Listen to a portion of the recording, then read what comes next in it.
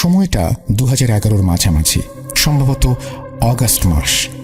কখনো অনবরত বৃষ্টি, কখনো আবার কালো মেঘের বুক চিরে বিকেলের পড়ন্ত রোদ বিদ্রোহ করে বেরিয়ে আসতে চাইছে। তবুও ঘরের বেড়া জাল তাকে আটকে রাখার চেষ্টা করছে। সাব্বিরজি এক কাপ গরম কফি হাতে ব্যালকনিতে সবে এসে দাঁড়িয়েছেন। এমন সময় ব্যালকনির এক কোনায় রংবাহারি গাছের পাশে একটি নারী মূর্তি ধীরে ধীরে স্পষ্ট হয়ে উঠল। প্রায় 4 বছর পর হলেও সাব্বিরজির চিনতে মোটেও অসুবিধা হয়নি। উনি সালাম জানিয়ে সাদরে আপ্যায়ন করেন। প্রত্যুত্তরে রাবেয়া বিবিও সালাম জানিয়ে একটু ইতস্তত করছিলেন। সাব্বিরজি রাবেয়া বিবিকে একটি চেয়ারে বসতে আহ্বান করে চুপচাপ দেখছিলেন। রাবেয়া বিবিকে কেমন যেন অস্থির অস্থির দেখাচ্ছিল। কয়েক মুহূর্ত চুপ করে সাব্বিরজি নিজেই প্রশ্ন করেন, কি হয়েছে? কিছু সমস্যা? রাবেয়া বিবি আরো কয়েক মিনিট চুপ থেকে বলতে শুরু করেন তার একমাত্র বোন রেহানা বিবির কথা। বোনের সাথে তার অতীতের সম্পর্ক কেমন ছিল, এতকাল বাদে কিভাবে তার বোনের সাথে দেখা হলো, এবং তিনি যে একমাত্র বোনকে আগলে রাখতে পারেননি সে কথা বলা মাত্র অনুশোচনায় দগ্ধ হয়ে কান্নায় ভেঙে পড়েন। সাব্বিরজি তাকে সান্ত্বনা দিয়ে কি হয়েছে জানতে চেয়ে আবারও বলতে অনুরোধ করেন। রাবেয়া বিবি জিয়াউদ্দিন সাহেবকে স্মরণ করেন, বলেন যে বাকি কথা ওনাদের দুজনের সামনে বলবেন। বিষয়টা সাব্বিরজির সাথে সাথে জিয়াউদ্দিন সাহেবেরও জানা দরকার। খানিক বাদে রাবেয়া বিবি পাশে থাকা অপর একটি চেয়ারে একজন পরিচিত সাদা পাঞ্জাবি পরিহিত বয়স্ক ফেরেশতার মতো মূর্তির আবির্ভাব হয়। দৃঢ় রাশভারী কণ্ঠস্বরে, আসসালামু আলাইকুম রহমতুল্লাহ, কেমন আছো রাবেয়া বিবি? সাব্বির, রাবেয়া বিবি ঠিকই বলেছে, বিষয়টা খুবই জটিল। এখানে তোমাকে কেন দরকার তা সময় হলে জানতে পারবে। আমি শুধু আমাদের জগতে এইটুকু জানতে পেরেছি যে রেহানা বিবির ভীষণ বড় বিপদ। তবে কি করে সে এর মধ্যে জড়িয়ে পড়ল তা এখনো বুঝতে পারিনি। কেবল রাবেয়া বিবি এখন আলোকপাত করতে পারবে। প্রত্যুত্তরে সাব্বিরজি ও রাবেয়া বিবি সালাম জানান। এরপর রাবেয়া বিবি আবারও বলতে শুরু করেন, গতকালের কথা।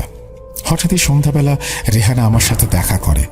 বেশ কয়েকদিন ধরে ও কিছু একটা সমস্যার মধ্য দিয়ে যাচ্ছে যা আন্দাজ করতে পারছিলাম, কিন্তু ও বরাবরই চাপা স্বভাবের, তাই নিজে থেকে না বললে জানার উপায় নেই। এতকাল বাদে দেখা হবার পর আমরা প্রায় প্রতিদিনই দেখা করতাম। রেহানা ফারুকি সাহেবের বাড়িতেই থাকতো, তবে নওয়াজউদ্দিন ফারুকি ও তার স্ত্রী রোকসানা বিবি ছাড়া বাড়ির বাকি অন্যান্য সদস্যরা তার অস্তিত্ব উপলব্ধি করলেও কেউ চাক্ষুষ দেখেনি। একজন পুরুষ মানুষের সাথে একজন জিন থাকা, তা আবার নারী জিন। বিষয়টা যেমন বাড়ির কিছু সদস্য মানিয়ে নিয়েছিল, আবার কেউ কেউ মানিয়ে নিতেও পারেনি। রেহানার আতঙ্কিত মুখটা আমি ভুলতে পারছি না। শেষবার সে শুধু একটা কথাই বলেছিল, আপা, ফারুকি সাহেবদের অনেক বড় বিপদ। একজন শয়তান ইবলিশ জিন তাদের পরিবারের পেছনে লেগেছে। আমি কোনো মতেই তার মোকাবেলা করতে পারছি না। সেই জিনের নাম মকরান। আপা, তুমি একটু সাহায্য করো। এই বলে হঠাৎই সে অন্ধকারে মিলিয়ে যায়। তারপর থেকে আমার মনটা মোটেও শান্ত হচ্ছে না, আর কোনোভাবেই রেহানা বিবির সাথে যোগাযোগ করে উঠতে পারছি না। তাই তোমাদের সাহায্য অতি আবশ্যক। তোমাদের মনে প্রশ্ন জাগতে পারে যে কিভাবে রেহানা বিবি এত মানুষ থাকতে নওয়াজউদ্দিন ফারুকির সাথে জড়িয়ে পড়ল। এখন আসি সেই প্রসঙ্গে। 3 বছর আগে আমারও একই প্রশ্ন ছিল। উত্তরে রেহানা বলেছিল, প্রায় বছর 30 আগে নওয়াজউদ্দিন ফারুকি সাহেবের সাথে আমার আলাপ। তখন ফারুকি সাহেব ওই বছর 5 ছোট্ট নওয়াজ। তখন তারা সুলতানপুরের কাছে মৌলানাপুরে একটি গ্রামে থাকত। ওইখানে তাদের পৈতৃক ভিটে। ফারুকি সাহেবের পূর্বপুরুষেরা এককালে অত্র এলাকার জমিদার ছিল। শুনেছি নবাব সাদ্দাত আলী খানের দরবারে ফারুকি সাহেবের পূর্বপুরুষদের একটা বিশেষ স্থান থাকলেও সাধারণ গ্রামবাসীদের মধ্যে নাকি অত্যাচারী জমিদার হিসেবে কুখ্যাতি ছিল। তবে বর্তমানে পরিস্থিতি বদলে গেছে। এখন নওয়াজউদ্দিন সাহেব খুবই সৎ, ধর্মপ্রাণ ব্যক্তি, প্রায়শই দান সদকা করেন। যাই হোক, এখন আসি কেমন করে আলাপ হলো। 5 বছরের ছোট্ট নওয়াজ প্রায় প্রতিদিনই গোমতী নদীর তীরে বিকেলে একা একা খেলতে আসত। সেখানেই আমাদের প্রথম আলাপ। আগেই বলেছি, গ্রামবাসীরা ফারুকি পরিবারকে খুব একটা পছন্দ করত না। তার রেশ এখনো ওই এলাকায় বর্তমান, তাই কেউ খুব একটা তাদের সাথে মিশত না। ফলে খেলার সাথীও তেমন কেউ ছিল না। আমি ওনার প্রথম খেলার সাথী। নওয়াজ সাহেবের বাংলোটা গ্রাম, লোকবসতি থেকে কিছুটা দূরে নিরিবিলিতে গোমতী নদীর পাড়ে অবস্থিত। বাড়িতে লোকজন বলতে ওনার আম্মা সহ জনা ৩-৪ কাজের লোক ও একজন ড্রাইভার। এখানে বলে রাখি, সেই সময় নওয়াজউদ্দিন সাহেবের আব্বা রিয়াজউদ্দিন সাহেব দ্বিতীয় স্ত্রীকে নিয়ে লখনউতে থাকতেন। তাদের ব্যবসা আদি সমস্ত লখনউতে। সংসারে 2 জন স্ত্রী থাকা সত্ত্বেও কোনো অশান্তি ছিল না। সপ্তাহে অন্তত 2 দিন দ্বিতীয় স্ত্রী সহ রিয়াজউদ্দিন সাহেব গ্রামের বাড়িতে এসে সপরিবারে থাকতেন। একদিন কোনো এক কারণে সেই এলাকা দিয়ে যাওয়ার সময় হঠাৎই নজরে পড়ে বছর 5 একটি ফুটফুটে বাচ্চা ছেলে নদীর চরে একা একা পালি নিয়ে খেলছে। দেখে কেমন একটা মায়া লাগলো। তুমি তো জানো আপা, সাধারণ নিরীহ মানুষের প্রতি চিরকাল আমার একটা টান অনুভব করি, কিন্তু আসল রূপে তো তার কাছে যাওয়া সম্ভব না। তাই তারই বয়সী একটা বাচ্চা মেয়ের রূপ নিয়ে তার সামনে যাই। প্রথমটায় সে একটু অবাক হয়, তারপর আমি তার সাথে খেলতে চাইলে সে রাজি হয়ে যায়। এরপর থেকে প্রতিদিন আমরা একসাথে খেলাধুলা করতাম। ধীরে ধীরে একটা টান অনুভব করি এবং সেখানেই থেকে যাই। বেশ কিছুদিন কেটে যাওয়ার পর বিষয়টা বোধহয় নওয়াজউদ্দিন সাহেবের মা খেয়াল করেন। আসলে আমি শুধু নওয়াজউদ্দিন সাহেবকে দেখা দিতাম। তার আম্মা ভীষণ দুশ্চিন্তায় পড়ে যান। তিনি দেখতেন নওয়াজ সাহেব একা একাই কারোর সাথে কথা বলছেন, খেলছেন। এমনিতে নিরিবিলি এলাকা, পাশে রিয়াজউদ্দিন সাহেবদের পুরনো কবরস্থান, তাই ভেবেছিলেন হয়তো কোনো জিনের নজরে পড়েছে। রিয়াজউদ্দিন সাহেব গ্রামের বাড়িতে এলে তাকে সবকিছু জানানো হয়। সেই মতো উনি সুলতানপুর থেকে একজন বড় মাপের আলেম হুজুরকে নিয়ে আসেন। সেদিন আমি বেজির রূপে বাগানের আশেপাশে ঘুরে নজর রাখছিলাম। দেখলাম হুজুর আবে জমজমের পানি ছিটিয়ে কিছু তদবির করে সূরা পড়ে ছোট্ট নওয়াজকে ফু দিলেন। এরপর আরও কিছু সূরা পড়ে বাড়ির চারপাশের সীমানায় কিছু সাদা পাউডারের মতো ছড়াতে ছড়াতে বাগানের কাছে এসে থমকে যান। আমি তখন বেজি রূপে হাত 10 মতো দূরে এদিক ওদিক ছুটাছুটি করছি। উনি একজন পাক ধর্মপ্রাণ আলেম। জানতাম উনি আমায় দেখে চিনতে পেরেছেন। সঙ্গে সঙ্গে হুজুর সূরা পড়া বন্ধ করে তদবির থামান।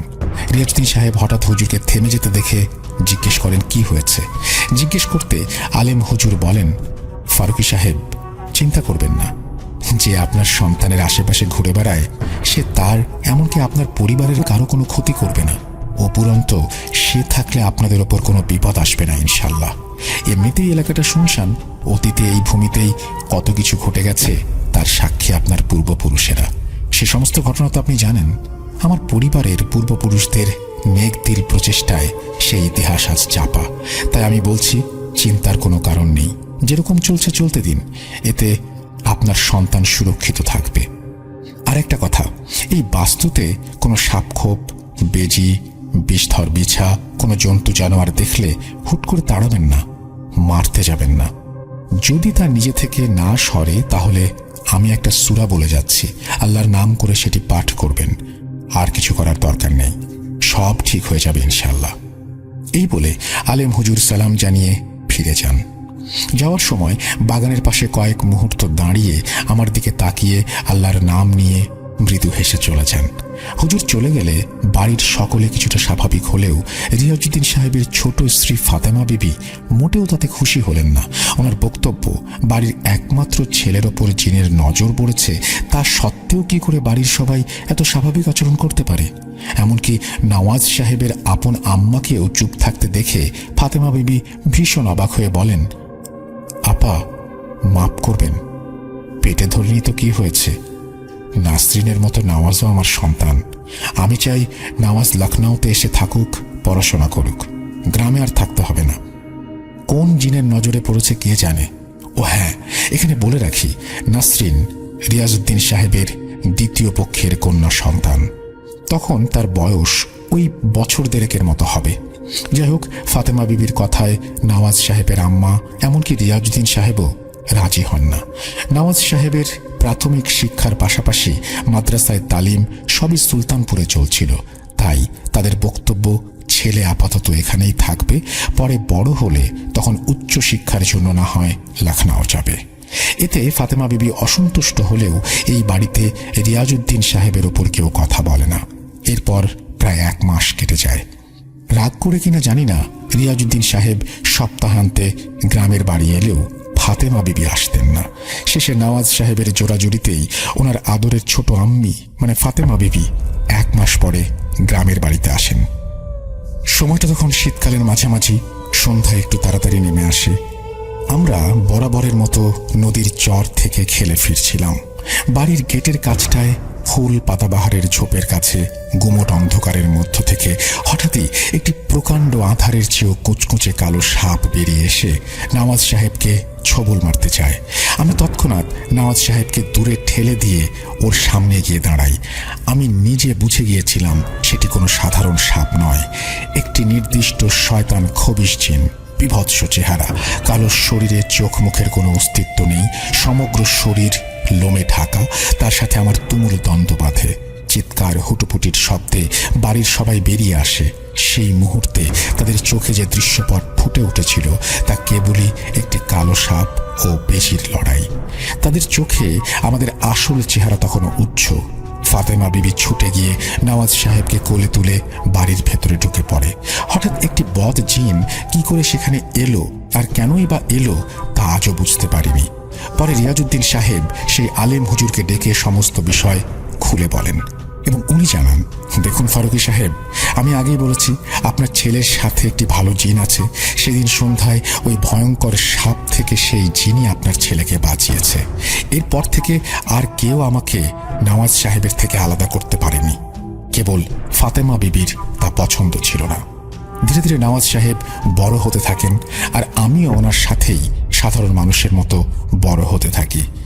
এরই মাঝে নওয়াজ সাহেবের বয়স যখন 15, সেই সময় ফৈজাবাদ থেকে আসার সময় ওনার আম্মা ও আব্বা অ্যাক্সিডেন্টে মারা যান। তারপর থেকে নওয়াজ সাহেব ছোট আম্মি ফাতেমা বিবি ও বোন নাসরিনের সাথে লখনউয়ে এসে থাকতে শুরু করেন। ফাতেমা বিবি ছেলে বড় না হওয়া পর্যন্ত ব্যবসার হাল নিজেই ধরেন। আমিও সবার অলক্ষ্যে লখনউ পৌঁছাই, কেবল নওয়াজ সাহেব তা জানতেন। এরপর কালক্রমে নওয়াজ সাহেব বড় হন। 2006 সালে আজমগড়ের এক সম্ভ্রান্ত কুরেশি পরিবারের এক মেয়ে রোকসানা কুরেশির সাথে তার নিকাহ হয়। এটুকুই রেহানা বলেছিল। রাবেয়া বিবি একটা দীর্ঘশ্বাস ফেলে আবারও বলেন, তারপর থেকে বিগত 3 বছর সবকিছু স্বাভাবিকই ছিল। এরপর গতকালই আচমকা রেহানা এই সব বলে। আমি চাই সাব্বির, তুমি লখনউ এসো এবং নওয়াজউদ্দিন ফারুকীর বাড়ি গিয়ে তোমার মতো করে বিষয়টা একটু দেখো। জিয়াউদ্দিন সাহেব, আমরা কেউই সশরীরে সেখানে গিয়ে দেখা করতে পারবো না, তাই তোমাকে আবশ্যক। আমার আন্দাজ নিশ্চয়ই কিছু একটা গভীর ষড়যন্ত্রের মধ্যে আছে। খেয়াল করো, 30 বছর আগে সেই আলেম হুজুর রিয়াজউদ্দিন সাহেবকে কি বলেছিল? নিশ্চয়ই কিছু একটা রহস্য লুকিয়ে আছে। আর কে এই মকরান যাকে রেহানা বিবি পর্যন্ত হারাতে পারেনি? এই বলে রাবেয়া বিবি থামেন। জিয়াউদ্দিন সাহেবও গম্ভীর স্বরে সম্মতি জানান। কিন্তু আচমকা একজন অচেনা লোকের বাড়ি কিভাবে যাওয়া যায়? সাব্বিরজিকে চিন্তিত দেখে জিয়াউদ্দিন সাহেব বলেন, কে বলেছে সাব্বির তুমি একা যাবে? তুমি বরং ফরহান সাহেব ও তোমার পরিচিত সেই ইমাম সাহেবকে সঙ্গে নিও। 2007 সালে রাবেয়া বিবিকে উদ্ধার করা, ফরহান সাহেবের একমাত্র ছেলেকে বাঁচানো, তারা বিষয়টা শুনলে আশা করি না করবেন না। তুমি কালই লখনউ রওনা দাও। আমি রাবেয়া বিবি বরং সন্ধান লাগাই কে এই মকরান। এই বলে জিয়াউদ্দিন সাহেব ও রাবেয়া বিবি অদৃশ্য হলেন। পরদিন দুপুরের ফ্লাইট ধরে সাব্বিরজি সোজা লখনউ পৌঁছে যান। এরপর হোটেলে চেক ইন করে ফ্রেশ হয়ে সময় নষ্ট না করে সেই পরিচিত মসজিদে যান যেখানে 2007 সালে ফরহান সাহেব তথা ইমাম সাহেবের সাথে তার আলাপ হয়েছিল। ভাগ্যক্রমে মসজিদের গেটেই ইমাম সাহেবের সাথে দেখা বিস্ময়ে ফ্যাকাশে হয়ে যায়। তিনি অদ্ভুত দৃষ্টিতে সাব্বিরজির দিকে তাকিয়ে থাকেন। তাকে থামান। যদিও সাব্বিরজি রাবেয়া বিবির বিষয়টা গোপন করে কৌশলে রেহানা বিবির নাম নিয়েছিলেন, এরই মাঝে সবার অলক্ষ্যে আরও একটা ঘটনা সেই মুহূর্তে ঘটে যায়। একটি কালো ধোঁয়ার মতো অবয়ব বৈঠকখানার সিলিং থেকে ভেসে এসে দক্ষিণের স্বচ্ছ পর্দা ভেদ করে চলে যায়। কেবল পর্দাটা নড়ে ওঠার সময় সাব্বিরজি এক ঝলক তা দেখেন। তিনি একটু অবাক হন, হয়তো তসবিটা এই জন্যই গরম হচ্ছিল। সাব্বিরজি নওয়াজুদ্দিন সাহেবকে কিছু জিজ্ঞেস করবেন তার আগেই তিনি উপস্থিত সবার কাছে ক্ষমা চেয়ে সাব্বিরজির সাথে কিছু ব্যক্তিগত কথোপকথনের উদ্দেশ্যে তাকে পাশের অপেক্ষাকৃত ছোট অপর একটি বৈঠকখানায় আহ্বান করেন। ইমাম সাহেব ও ফারহান সাহেব পরিস্থিতির গম্ভীরতা অনুধাবন করে ঘাড় নেড়ে সৌজন্যমূলক সম্মতি জানান। পাশের ছোট বৈঠকখানায় যাওয়ার সময় সাব্বিরজি দেখলেন ফাতেমা বিবি পর্দার আড়াল থেকে সরে গেলেন। নওয়াজুদ্দিন সাহেব সেই ঘরে গিয়ে বিস্ময়ের জিন পিশাচ বিষয় নিয়ে চর্চা করি। হাতে বেশি সময় নেই, আপনি তো জানেন রেহানা বিবি দিন দুয়েক হলো নিরুদ্দেশ, যা বিগত 30 বছরে হয়নি। মানে রেহানা বিবি আপনাকে ছেড়ে যাননি। কি এমন হলো তিনি দুদিন ধরে গায়েব, কোনো খবর নেই? এখন আপনার মনে প্রশ্ন হতে পারে নাকি আমি কি করে এত কিছু জানলাম? আপনাকে সংক্ষেপে বলে রাখি, রেহানা বিবির আপন বোন রাবেয়া বিবি আমার পরিচিত। তিনিই গতকাল আমাকে আপনাদের সমস্যা এবং রেহানা বিবির নিরুদ্দেশ সম্পর্কে জানান। ঠিক সেই সময় ঘরের এক কোণে ধোঁয়ায় ভরে যায় এবং তার ভেতর থেকে একটি চেহারা ধীরে ধীরে প্রস্ফুটিত হতে থাকে। আপন বোনহারা শোকার্ত দৃষ্টি নিয়ে রাবেয়া বিবি বেরিয়ে আসেন। নওয়াজুদ্দিন সাহেব মুহূর্তের জন্য রেহানা বিবি বলে আনন্দে একরকম চেঁচিয়ে উঠে পরক্ষণে উদাস এবং বিস্মিত হন। সাব্বিরজি নওয়াজুদ্দিন সাহেবকে রাবেয়া বিবির সাথে পরিচয় করিয়ে দেন। রাবেয়া বিবি কাতর কণ্ঠে রেহানা বিবির কথা জিজ্ঞেস করলে একটা দীর্ঘ নিঃশ্বাস ফেলে নওয়াজুদ্দিন সাহেব বলতে শুরু করেন, মাস তিনেক আগের কথা। আমিও আমার স্ত্রী রোকসানা আমার শ্বশুরবাড়ি আজমগড় থেকে ফেরার সময় মৌলানাপুরে আমার পৈতৃক ভিটেতে কিছুক্ষণের জন্য যাই। আমার স্ত্রী 3 মাসের অন্তঃসত্ত্বা। বহুকাল আমরা কেউ সেখানে যাই না। খানসামা কেয়ারটেকার আছে, তারাই সব দেখাশোনা করে রাখে। আসলে বেশ কিছু বছর আগে আমার আব্বু আম্মি একটা কার অ্যাক্সিডেন্টে মারা যাওয়ার পর আমি ছোট আম্মির সাথে লখনউয়ে চলে আসি। ছোট আম্মি আমাকে নিজের সন্তানের চেয়েও বেশি ভালোবাসেন। তবে উনি কখনোই রেহানা বিবিকে মেনে নিতে পারেননি। একজন মেয়ে জিনের সাথে আমার আলাপ বন্ধুত্ব সেটা তিনি ভালো চোখে দেখতেন না। ভেবেছিলেন আমি লখনউ চলে এলে হয়তো জিনের থেকে একটু। আম্মি প্রথম দিকে বুঝতে পারেননি, পরে জানতে পেরে 4 বছর আগে আমার নিকাহ করিয়ে দেন। রেহানা বিবির যে একজন বোন আছে তা জানতাম না। আপনারা হয়তো জানেন যে 30 বছর আগে কিভাবে রেহানা বিবির সাথে আমার আলাপ হয় এবং আমার পরিবার সম্পর্কে নিশ্চয়ই অল্প বিস্তর শুনেছেন। যাই হোক, সেদিন আমরা মৌলানাপুরে গিয়েছিলাম আমার আব্বু আম্মির কবর জিয়ারত করতে। নিকাহ পর রোকসানা সেই প্রথম ওখানে গিয়েছিল।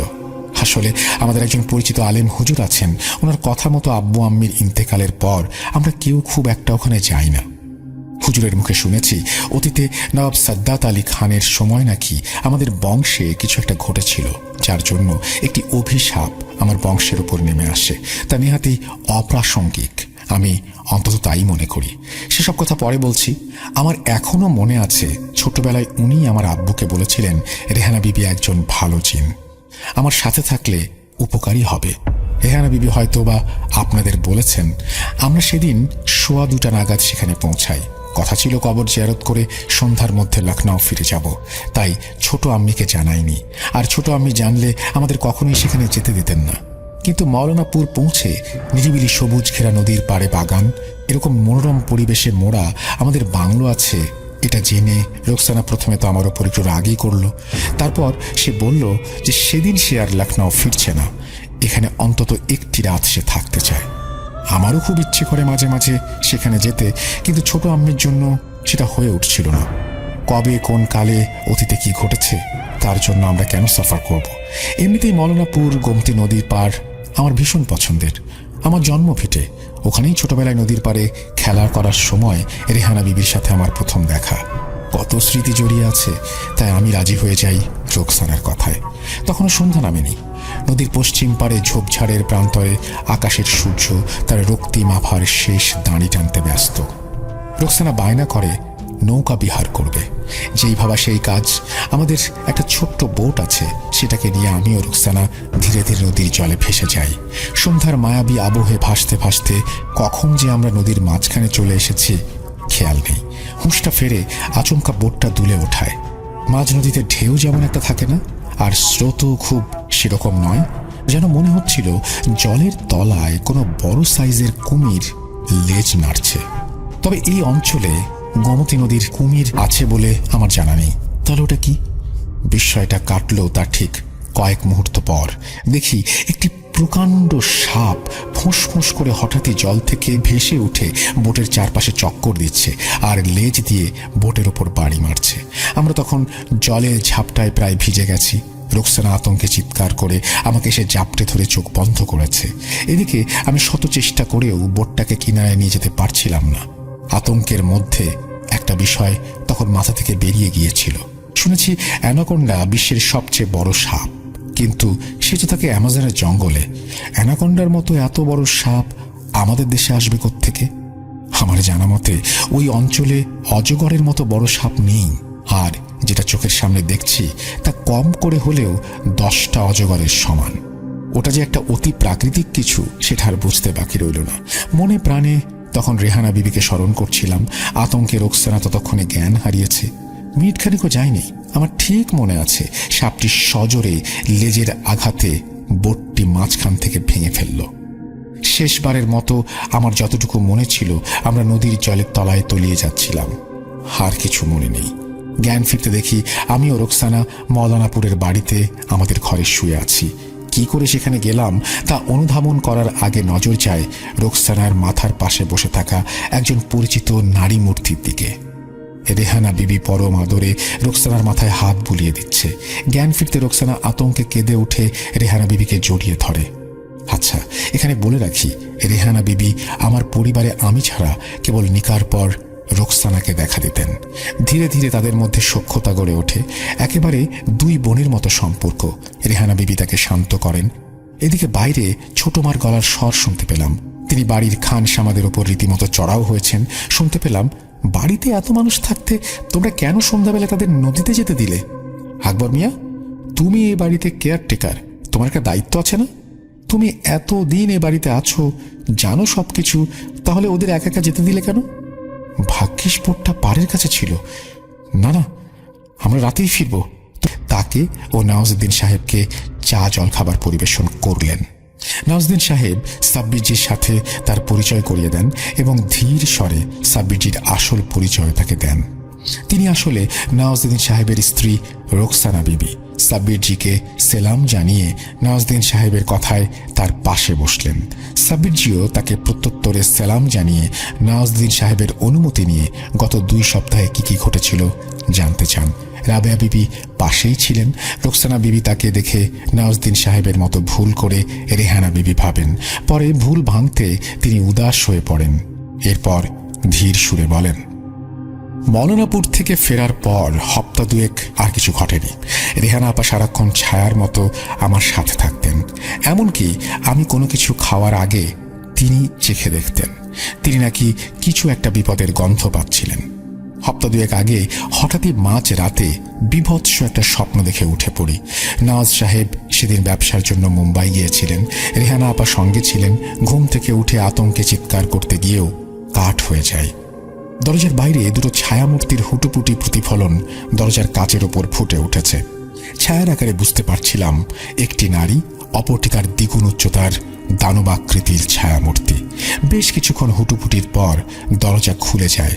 দেখি চুল এলোমেলো, কাটা ছেঁড়া শরীরে বিভৎস অবস্থায় রেহানা আপা ঘরে ঢুকলেন। আমি তার এই অবস্থা দেখে কান্নায় ভেঙে পড়ি, জড়িয়ে ধরি তাকে।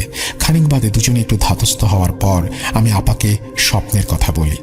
আমি স্বপ্ন দেখি গভীর রাতে মৌলানাপুরে সেই গোমতী নদীর তীরে আমি একা দাঁড়িয়ে। এমন সময় ভূমিকম্পের মতো মাটি কাঁপতে থাকে।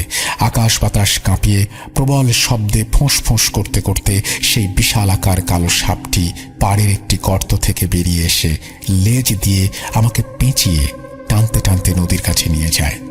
সেই ফোঁস ফোঁস শব্দের মধ্যে দূর থেকে কেউ গর্জন করে বলে, সেই ইতিহাস তিনি নিজেও জানেন না। কোনো এক কারণে তাকে জানানো হয়নি। এমনকি ছোট আম্মি ফাতেমা বিবিও জানেন না। তবে নওয়াজউদ্দিন সাহেব বলেন, আমাদের সেই পরিচিত আলেম হুজুর জানেন, কিন্তু বহু বছর তার সাথে কোনো যোগাযোগ নেই। আমার নিকার সময় দাওয়াত দিতে গিয়ে জানতে পারি তেনারা সুলতানপুর ছেড়ে ফৈজাবাদে শিফট করেছেন, নিকাহতে আসেননি। সবকিছু শুনে সাব্বিরজি বললেন যে তিনি একবার তাঁর সাথে দেখা করতে চান। ফৈজাবাদের ঠিকানাও নেন। এরপর নওয়াজউদ্দিন সাহেবকে বলেন, বিপদ কি এবং কোত্থেকে আসছে এখনো বুঝতে পারছি না, তবে রোকসানা জির ওপর কোনো এক ভয়ঙ্কর শয়তান জিনের নজর পড়েছে সেটা নিশ্চিত। রেহানা বিবির গায়েব হয়ে যাওয়াটা কোনো স্বাভাবিক বিষয় মনে হচ্ছে না। আপনি এক কাজ করুন, রোকসানাজিকে কালই আপনার শ্বশুর বাড়ি পাঠিয়ে দিন। যতদিন না ঝামেলা মিটছে উনি যেন সেখানেই থাকেন। চিন্তা করবেন না, রাবেয়া বিবি রেহানা বিবির আপন বোন, বড় বোন। উনি ঠিক রেহানা বিবির মতো রোকসানাজিকে আগলে রাখবেন। আরেকটা বিষয়, কেন হঠাৎ রোকসানাজিকে তার বাপের বাড়ি পাঠাচ্ছেন সে কথা এই ঘরে উপস্থিত ব্যক্তি ছাড়া কেউ যেন জানতে না পারে। রাবেয়া বিবির ব্যাপারে কাউকে জানাবেন না, এমনকি ফাতেমা বিবি সহ বাড়ির অন্য সদস্যদেরও নয়।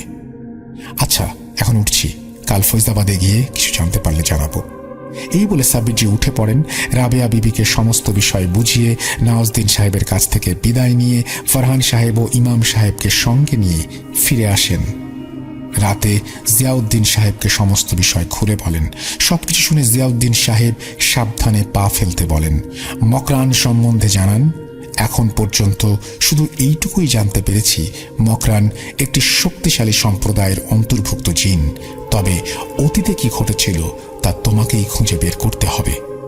আমি যতক্ষণে খোঁজার চেষ্টা করি কোথায় এই সম্প্রদায়, একবার খুঁজে পেলে এর প্রতিকারের পথও খুঁজে পাওয়া যাবে ইনশাল্লাহ। তুমি রাবেয়া বিবিকে সেখানে রেখে ঠিক করেছ, কাল যাও, তবে সাবধানে, দরকার হলে আমিও হাজির হব। এই বলে জিয়াউদ্দিন সাহেব চলে যান। রাতে নানা চিন্তায় ঘুম আসছিল না। কানের কাছে খালি মনে হচ্ছিল কেউ ফোঁস ফোঁস করে বলছে, জানের বদলে জান চাই,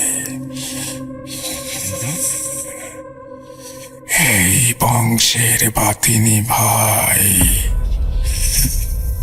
জানের বদলে জান চাই। ফৈজাবাদে যাওয়ার পর থেকে সাব্বিরজি কি এমন জানতে পারলেন যার জন্য মন, মস্তিষ্ক, বুদ্ধি সবকিছু তোলপাড় হয়ে গিয়েছিল? জানতে পারবেন ঘটনার পরবর্তী অংশে। পরদিন সকালে যথারীতি নির্দিষ্ট সময়ে নওয়াজউদ্দিন সাহেবের একজন ড্রাইভার গাড়ি নিয়ে হোটেলে হাজির। যথাসময়ে গাড়ি সাব্বিরজিকে নিয়ে ফৈজাবাদের উদ্দেশ্যে রওনা দেয়। ঘণ্টা দুয়েকের পথ। দুপুর সেখানে পৌঁছে নির্দিষ্ট ঠিকানায় গিয়ে খোঁজ নিয়ে দেখেন যে সেই বিশিষ্ট আলেম হুজুর 2 বছর হল স্বাভাবিক বার্ধক্যজনিত কারণে মারা গেছেন। সাব্বিরজি সমস্যায় পড়ে যান। এখন কার কাছে যাওয়া যায়? নওয়াজউদ্দিন সাহেব বলেছিলেন যে ওনাদের বংশে আর তেমন কোনো সদস্য বা বয়স্ক সদস্য বেঁচে নেই যে ওনাদের বংশের অতীত সম্পর্কে স্পষ্ট করে কিছু বলতে পারবে, একমাত্র এই আলেম হুজুর ছাড়া। এখন ইনিও মারা গেছেন। এনার যদি পরিবারে কোনো বয়স্ক সদস্য থাকে হয়তোবা তিনি কিছু বলতে পারবেন। সেই ভেবে উপস্থিত আলেম হুজুরের পরিবারের কাছ থেকে জানতে চান যে তাদের পরিবারে আর কোনো বয়স্ক মানুষ বেঁচে আছেন কিনা। জিজ্ঞেস করে জানতে পারেন আলেম হুজুরের আপন বড় ভাই ফখরুদ্দিন আলী তখনও জীবিত। প্রায় 90 থেকে 92 বছরের একজন আলেম, এখনও সুলতানপুরে থাকেন। সাব্বিরজি ঠিকানা নিয়ে আর বিলম্ব না করে সুলতানপুরের উদ্দেশ্যে রওনা দেন। প্রায় দুপুর গড়িয়ে এসেছে। পথে যাওয়ার সময় ঠিক করেন একবার মওলানাপুরে নওয়াজউদ্দিন সাহেবের পৈতৃক ভিটেটাও দেখে যাবেন। সেই মতো ড্রাইভারকে বলে রাখেন। মওলানাপুরে ঢোকার পর সাব্বিরজি অস্বস্তি অনুভব করছিলেন। পকেটের মধ্যে তসবিটা থেকে থেকে গরম হচ্ছিল। বুঝতে পারছিলেন আশেপাশে অদৃশ্য কেউ তার উপরে নজর রাখছে, এবং এরকমটাই তিনি আশা করেছিলেন। চুপচাপ আল্লাহর নাম নিয়ে সূরা পড়ে নওয়াজউদ্দিন সাহেবের পৈতৃক বাড়ির সামনে গিয়ে ঠোকেন। ভয়ঙ্কর ইতিহাস যাই থাকুক না কেন, নিরিবিলি প্রকৃতির পরিবেশের মধ্যে সবুজে ঘেরা ফল ফুলের বাগানে ভরা, পাশে নীরবে বয়ে চলা গোমতী নদী, খুব একটা মনোরম পরিবেশ। নদীর পার থেকেও তিনি ঘুরে আসেন যেখানে শয়তান পিশাচ ফারুকি দম্পতির ওপর হামলা করেছিল। নদীর পাড়ে গিয়ে সাব্বিরজি এক মনে নদীর দিকে তাকিয়েছিলেন। খানিক বাদে অনুভব করলেন মাটি কাঁপছে। কানের পাশে গোঁ গোঁ শব্দ ভেসে আসছে। পেছনে ঘুরে সরে দাঁড়ানোর সময় পাননি। দেখেন এক বিশাল আকার কালো পাহাড়ের মতো ষাঁড় সবেগে তার দিকে তেড়ে আসছে। শিং প্রায় মেরেই দিচ্ছিল।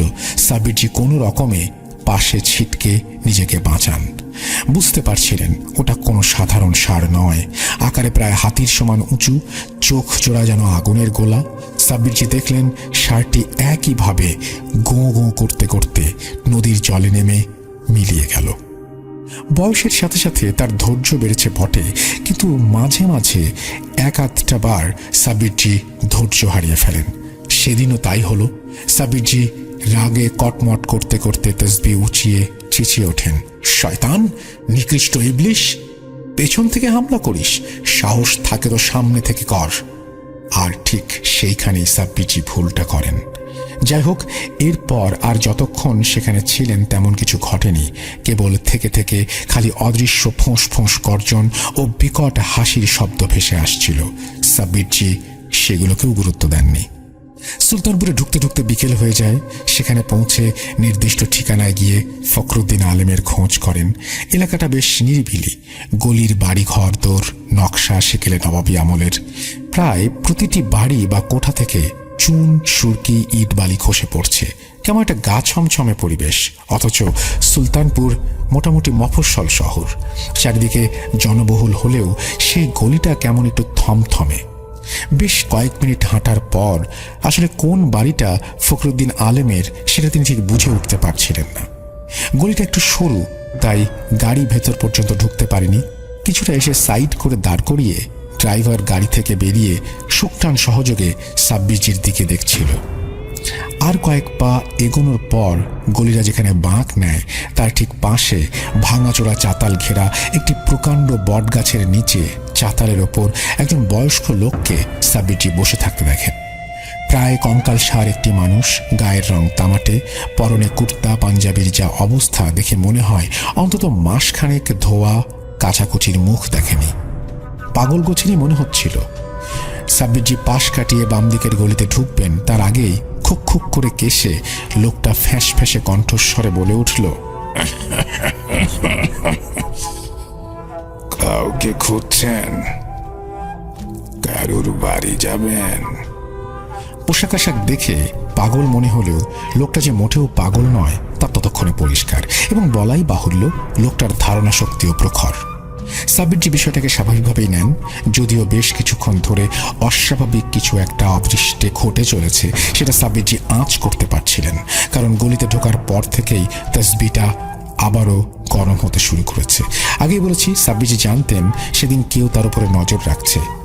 মওলানাপুরে যা ঘটেছিল তারপর থেকে সাব্বিরজি একটু সচেতনই ছিলেন। উনি আর দেরি না করে বয়স্ক লোকটিকে ফখরুদ্দিন আলেমের বাড়ি কোনটা জিজ্ঞেস করতেই লোকটা আবারও খুক খুক করে কেসে জবাব দেন, কেন, কি দরকার তার সাথে? বহুকাল কেউ খবর নেয় না, আজ তুমি খোঁজ নিচ্ছ? কে তুমি? সাব্বিরজি কিছুটা বিস্মিত হন। লোকটা এবার গম্ভীর গলায় বলে ওঠেন, আমি ফখরুদ্দিন আলী। কি চাই তোমার আমার কাছে? এই জন্য মেঘ না চাইতেই বৃষ্টি। সাব্বিরজি এতক্ষণ ধরে যাকে খুঁজছেন সে কিনা তার সামনে বসে। ব্যাপারটা অতি সহজেই ঘটে গেল কিনা। সাব্বিরজি আর দেরি না করে নিজের পরিচয় দিয়ে কি জন্য তার কাছে এসেছেন তা সবিস্তারে খুলে বলেন। ফখরুদ্দিন আলেম নাজউদ্দিন সাহেবের কথা শুনেই খিঁচিয়ে ওঠেন। চোখে মুখে শত সহস্র বছরের রাগ ক্ষোভের বলিরেখা ফুটে ওঠে। সাব্বিরজি বেগতিক দেখে তাকে শান্ত করার চেষ্টা করে সেখানে তার আসার আসল কারণটা জাহির করেন। নওয়াজউদ্দিন সাহেবের পরিবারের ইতিহাস সম্পর্কে কেউ জানতে এসেছে শুনে ফখরুদ্দিন আলেম কিছুটা অবাক হন। এরপর কয়েক মুহূর্ত চুপ থেকে ধীর স্বরে বলতে শুরু করেন, কি জানতে চাও ফারুকী পরিবারের সম্বন্ধে? তাদের জঘন্য ইতিহাস তুমি কি জানো? এককালে তারা কতটা নৃশংস ছিল। নবাব সাদ্দাত আলী খানের সময়কার কথা আমার দাদাজানের মুখে শুনেছি। তখন মওলানাপুরে একজন বিশিষ্ট ধর্মপ্রাণ জমিদারের রাজত্ব ছিল। ফারুকীদের দাপট তখন মওলানাপুরে ছিল না। ব্যবসাপত্র প্রতিপত্তি ছিল বটে, তবে তাদের কোনো জমিদারিত্ব ছিল না। সেই ধর্মপ্রাণ জমিদার পরিবারের যেমন সুনাম ছিল এলাকায়, তার ঠিক উল্টো ফারুকী পরিবারের খুবই দুর্নাম ছিল এলাকায়। সুদের ওপর ব্যবসা, নানাভাবে ঠকিয়ে মানুষের জমি বাড়ি দখল করে নেয়া, এসব তো ছিলই। তার ওপর ছিল নিরীহ মানুষদের ওপর অত্যাচার। জমিদারের কাছে নালিশ করতে গেলে তিনি ফারুকী পরিবারের ওপর কড়া সিদ্ধান্ত নিতে প্রস্তুত হন। বিষয়টা নবাবকেও জানান, আর বিপত্তিটা ঠিক সেখানেই। পুরুষদের মধ্যে একজন মৌলানাপুরের গোমতী নদীর পশ্চিম পারে গিয়ে নির্দিষ্ট জায়গা থেকে একটি বিষধর সাপকে ধরে নিয়ে আসে। আসলে সাপরূপী জিনটি ছিল সেই ভয়ঙ্কর মকরান জিনের সন্তান। তাকে মন্ত্র বলে বন্দি করে মকরানকে তারা বশে আনে, তবে তা সাময়িক সময়ের জন্য। নিকৃষ্ট কার্য সিদ্ধি করে জিনটিকে দিয়ে। এভাবে বেশ কয়েক বছর কেটে যায়। স্বাভাবিক নিয়মে তান্ত্রিকটি মারা যাওয়ার পর মকরান মুক্ত হয়ে যায়, কিন্তু বিপত্তিটা ঘটে বন্দি অবস্থায় মকরানের সন্তান জিন মারা যাওয়ায়। ভয়ঙ্কর মকরান জিন রাগে ফেটে পড়ে এবং সেই কোপ ফারুকি পরিবারের ওপর এসে পড়ে। সে প্রতিজ্ঞা করে ফারুকি পরিবারকে নির্বংশ করবে। সেই মতো পরবর্তী প্রজন্মে ফারুকি পরিবারে কোনো সন্তান বেঁচে থাকতো না। জন্ম হওয়ার আগে গর্ভাবস্থায় মকরান জিন তাদের মেরে ফেলত।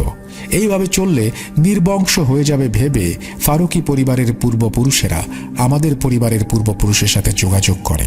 তখন বিশিষ্ট আলেম হিসেবে আমাদের পরিবারের বেশ পরিচিতি ছিল, তা আজও আছে। যদিও আমার পরিবার জানত ফারুকি পরিবারের নৃশংসতা সম্পর্কে, তবুও জমিদারের আদেশ অমান্য করা যাবে না। তাই আমাদের পরিবারের একজন বয়স্ক আলেম মৌলানাপুরে যায় এবং বিশিষ্ট পদ্ধতিতে তদবির করে ভয়ঙ্কর মকরান জিনকে বন্দি করে তাদের পরিবারের কবরস্থানের পেছনের করে পুঁতে রাখে। তারপর থেকে ফারুকি পরিবারের আর কোনো সন্তান মারা যায়নি। শুনেছি আবারও নাকি সেই জিন মুক্ত হয়েছে এবং আবারও সে তার ধ্বংসলীলায় মেতে উঠেছে। এখন ফারুকি পরিবারের বংশকে আর কেউ বাঁচাতে পারবে না। জানের বদলে জান চাই, এই বংশের বাতেনি ভাই। এই বলে ফখরুদ্দিন আলেম থামেন। ব্যাপারটা কি নেহাতি কাকতালীয়? শুনছেন সুকান্ত মাইতির পাঠানো দীর্ঘতম ঘটনা। অর্ধেক মাত্র শেষ হয়েছে, বাকি অর্ধেক এখনো বাকি আছে। আপনারা আমাদের সঙ্গেই থাকুন। আশা করছি প্রথম থেকে শেষ পর্যন্ত এই ঘটনাটি আপনাদের ভালো লাগবে। মুহূর্তে মুহূর্তে যে টুইস্টগুলো রয়েছে সেগুলো আপনারা উপভোগ করবেন। তাহলে শুরু করা যাক। নেহাতি কাকতালীয় নাকি ফখরুদ্দিন আলেম সুলতানপুরে বসে লখনউ ও মৌলানাপুরে কি ঘটছে তা জেনে ফেললেন? বিষয়টা হজম হওয়ার মতো নয়। সাব্বিরটির সন্দেহটা প্রথম থেকেই হচ্ছিল, কারণ সেই জায়গায় আসার পর থেকেই তসবিটা সমানে গরম হচ্ছিল। এবারে সাব্বিরটি গলার স্বর কিছুটা গম্ভীর করে ফখরুদ্দিন আলেমকে প্রশ্ন করলেন, ফারুকি পরিবারের পূর্বপুরুষেরা অন্যায় করেছে, তার সাজা তার বর্তমান পরিবারকে কেন দিচ্ছ? সঙ্গে সঙ্গে চারিদিকের পরিবেশটা তোলপাড় হয়ে যায়। শয়তান মকরান জিন তার আসল রূপ নেয়। সে কি ভয়ঙ্কর রূপ! প্রায় একতলা ঘরের সমান উঁচু, বিভৎস কুচকুচে কালো ধোঁয়ার মতো একটি অবয়ব পড়ন্ত বিকেলকে আঁধারে ঢেকে দিয়েছে। চোখের জায়গায় আগুনের গোলা। একটি বিকট কর্কশ ব্যঙ্গাত্মক হাসি দিয়ে মকরান জিন বলে ওঠে, তার কৈফিয়ত কি তোকে দেব? সঙ্গে সঙ্গে সাব্বিরজি সূরা ইয়াসিন পাঠ করে তসবিটা পকেট থেকে বের করে সামনের দিকে ধরতে যাবেন, কিন্তু তার আগেই হঠাৎই শয়তানটা তাকে শূন্যে তুলে আছাড় মারে পাথরের রাস্তার ওপর। আর কিছু মনে নেই, তবে জ্ঞান হারানোর পূর্বে সাব্বিরজি এইটুকুই দেখতে পেয়েছিলেন, তসবিটা টুকরো টুকরো হয়ে ছিঁড়ে ধুলায় ছড়িয়ে পড়ে যায়। রাত্রি তখন ঘন কালো অন্ধকারে আবদ্ধ। ফের স্রোত বয়ে গেল। আতঙ্কে প্রায় জমে যান। কি বলবেন, কি করবেন কিছুই বুঝে উঠতে পারছিলেন না। এও কি সম্ভব? সাব্বিরজি দেখেন ভোপালের খেরো গ্রামের কাছের জঙ্গলের সেই জিনেদের গ্রামের কারুকার্য নকশা করা আশ্চর্য দরজাটা খুলে গেছে এবং তার ভেতর থেকে পরিচিত তীব্র নীল আলোক রশ্মি সহ কনকনে ঠান্ডা হাওয়া এসে গায়ের ওপর পড়ছে। এসব কি হচ্ছে তার সাথে?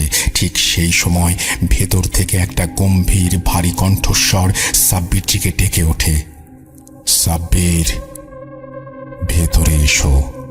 উত্তেজনার বশে মাথার শিরা উপশিরাগুলো এবার বোধহয় ফেটে যাবে। সাব্বিরজি আর সহ্য করতে পারছিলেন না। ঠিক সেই সময় হাতের ওপর একটা ঠান্ডা স্পর্শ অনুভব করে চমকে উঠে চোখ খুলে দেখেন তিনি হসপিটালের বেডে শুয়ে, পাশে জিয়াউদ্দিন সাহেব দাঁড়িয়ে। এসব কি হচ্ছে? কিছু জিজ্ঞেস করার আগেই জিয়াউদ্দিন সাহেব তাকে শান্ত হতে বলেন, জানান যে তিনি সব কিছু জানাবেন। তার আগে পেশেন্টের জ্ঞান ফিরেছে দেখে পাশে কর্মরত নার্স, বাইরে প্রতীক্ষারত ইমাম সাহেব ফারহান সাহেবকে খবর দেন। বলাই বাহুল্য সে জিয়াউদ্দিন সাহেবকে দেখেনি এবং না দেখাটাই স্বাভাবিক। জ্ঞান ফিরেছে খবর শুনে ফারহান সাহেব এবং ইমাম সাহেব কেবিনের ভেতরে প্রবেশ করেন। ফারহান সাহেব জানান নওয়াজউদ্দিন সাহেব একটি মিটিং অ্যাটেন্ড করছেন, সেটা সেরেই তিনি আসবেন। সাব্বিরজি হতবাক হয়ে তাকাচ্ছিলেন। তিনি যে 3 দিন ধরে হসপিটালে ভর্তি তা বিশ্বাসই করতে পারছিলেন না। এটুকু নিশ্চিত একটু আগে তিনি যা দেখেছেন তা সবই স্বপ্নে, কিন্তু 3 দিন ধরে তিনি অজ্ঞান। এখানেই বা কি করে এলেন? শেষবার যেটুকু মনে আছে, সুলতানপুরের শয়তানটা তাকে শূন্যে তুলে আছাড় মেরেছিল। আসল বিষয়টা গোপন করে সাব্বিরজি জিজ্ঞেস করেন, কি হয়েছিল এবং এখানে কি করে এলেন? উত্তরে ফারহান সাহেব জানান, নওয়াজউদ্দিন সাহেবের ড্রাইভারের কাছ থেকে শোনা। 3 দিন আগে আপনি যখন ফাইজাবাদ থেকে সুলতানপুরে গিয়েছিলেন, ড্রাইভার গলির মুখে গাড়ি থামিয়ে আপনার ঠিক পেছনেই অপেক্ষা করছিল। বেশ কিছুক্ষণ ধরে আপনাকে একটি বট গাছের কাছে দাঁড়িয়ে থাকতে দেখে। এরপর হঠাৎই লক্ষ্য করে আপনি নাকি শটান পাথরের রাস্তার ওপর আছড়ে পড়ে যান। সেই দেখে ড্রাইভার সঙ্গে সঙ্গে ছুটে গিয়ে আপনাকে তুলে ধরে। মাথা কিছুটা ফেটে গিয়েছিল। সঙ্গে সঙ্গে কোনোভাবে প্রাথমিক চিকিৎসা করিয়ে নওয়াজউদ্দিন সাহেবের কথা মতো আপনাকে লখনউ নিয়ে আসা হয়। বিশিষ্ট ডাক্তারদের তত্ত্বাবধানে এই হসপিটালে আছেন। 3 দিন হুঁশ না আসার বিষয়টার চেয়ে বেশি ভাবাচ্ছিল একটু আগে স্বপ্নে যা তিনি দেখেছেন। জ্ঞান ফিরে এসেছে দেখে ডাক্তার এসে সবকিছু চেক আপ করে এবং সাব্বিরজিকে একটু রেস্ট নিতে বলে বাকি সবাইকে বাইরে যেতে বললেন। সাব্বিরজি ঠিক এটাই চেয়েছিলেন। উনি একান্তে জিয়াউদ্দিন সাহেবের সাথে কথা বলতে চাইছিলেন। সবাই বাইরে চলে গেলে জানালার কাছে সবার অলক্ষ্যে দাঁড়িয়ে থাকা জিয়াউদ্দিন সাহেব তার কাছে আসেন। সাব্বিরজি কিছু বলে ওঠার আগেই জিয়াউদ্দিন সাহেব দোয়া পড়ে তার মাথায় ফু দিয়ে হাত বুলাতে শুরু করলেন। সাব্বির, তুমি তো জানো তোমার স্বপ্নের ক্ষমতা। অতীতে যা ঘটে গেছে তা যেরকম দেখায়, আবার ভবিষ্যতে কি ঘটবে তাও তুমি স্বপ্নের মাধ্যমে জানতে পারো। আর সেরকমটাই ঘটেছে। তুমি অতীতের কিছু নির্মম দৃশ্যপট যেমন দেখেছ, তেমনি ভবিষ্যতে কিছু ঘটার ইঙ্গিত পেয়েছ। জানি তোমার অবাক হওয়ার অনেক কারণ আছে। কেন তুমি স্বপ্নে হঠাৎ ভোপালের জিনেদের গ্রামের দরজাটার সামনে গেলে আর শয়তানকে সত্যিই রাবেয়া বিবিকে মেরে ফেলেছে? নিজেকে শান্ত করো, আমি সব বলছি। প্রথমত তুমি এটা মাথা থেকে বের করে দাও যে রাবেয়া বিবির কিছু হয়েছে। সে সুস্থ আছে, আলহামদুলিল্লাহ। সে যেরকম রুকসানা বিবিকে পাহারা দিচ্ছে, সেরকম তাদের সুরক্ষার জন্য আমার 100 জনের পাহারাদার চীনের দল তাদের বাড়ির চারপাশে অনবরত পাহারায় আছে। তাই তাদের এত সহজে কিছু হবে না ইনশাল্লাহ। এখন তুমি স্বপ্নে কি দেখলে? আসলে খুবই দুঃখের সঙ্গে জানাচ্ছি, স্বপ্নে যাকে দেখেছ সে রাবেয়া বিবি নয়, তার আপন বোন রেহানা বিবি। প্রায় অবিকল রাবেয়া বিবির মতোই দেখতে। রাতের বেলায় ঠিক পরিষ্কার করে তুমি দেখতে পাওনি, তাই রাবেয়া বিবি ভেবে ভুল করে বসেছিলে। যা ঘটার তা ঘটে গেছে। শেষবার রাবেয়া বিবির সাথে দেখা করার পর রেহানা বিবি রাতে যখন রোকসানাকে পাহারা দিচ্ছিল, ঠিক তখনই শয়তানটা রেহানা বিবিকে আক্রমণ করে।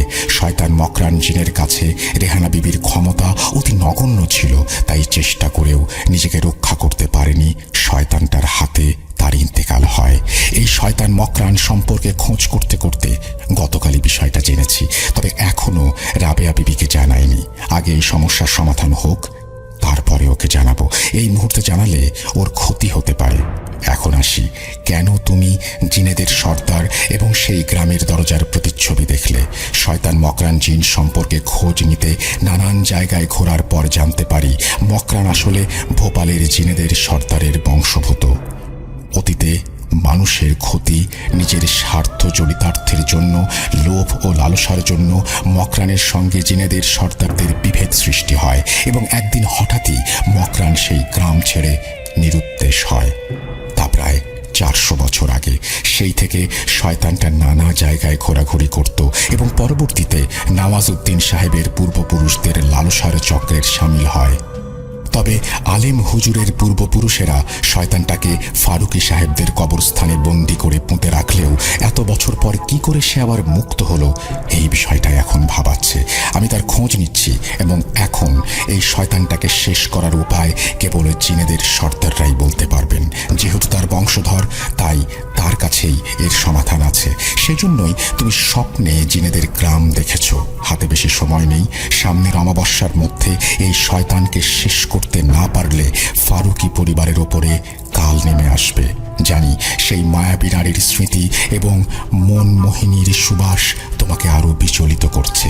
নিজের মনকে শক্ত করো। আগেই বলেছি তোমাকে, সে জিনেদের সর্দারের মেয়ে, তাই সেদিকে নজর না দেয়াই উচিত। তোমাকে আবারও সেই গ্রামে যেতে হবে এবং আগের মতোই বিশিষ্ট আতর গোলাপের গোছা আশ্চর্য দরজার চৌখাটের ওপর রেখে বিশেষ সূরা পাঠ করে সেলাম দিতে হবে। ধৈর্য হারাবে না। জিনেদের সর্দার এসে তোমাকে যা দেবেন এবং যেভাবে বলবেন আমি ঠিক সেভাবেই এগোতে বলবো তোমাকে। আমাদের ঠিক সেভাবেই এগোতে হবে। এছাড়া আর কিছু করার নেই।